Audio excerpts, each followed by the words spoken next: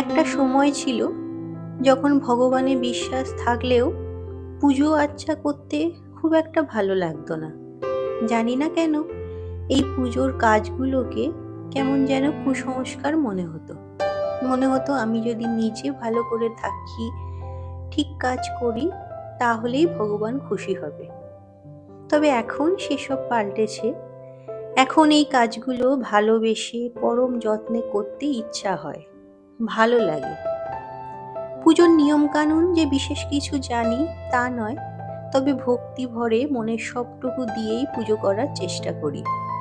আমি জানি ঈশ্বর আমার পুজো ঠিকই নেবেন, কারণ আমি যে অবুঝ মূর্খ সন্তান। আমাকে শিখিয়ে পড়িয়ে নেয়ার দায়িত্ব না হয় তিনিই নিন, অভিভাবকের মতো। তবে জানো তো, বিশেষ কোনো চাহিদা নিয়ে যে ভগবানের কাছে আসি এমন কিন্তু নয়।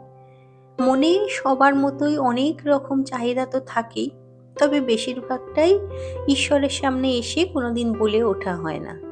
আমি জানি তিনি যে অন্তর্যামী, তিনি জানেন আমি কি চাই।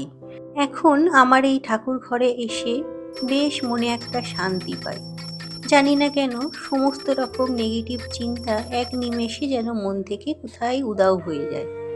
পুজোর নিয়ম কানুন খুব একটা বেশি কিছু জানি না, তবে নিজের মনের ভক্তি ভরে যতটা পারি করার চেষ্টা করি।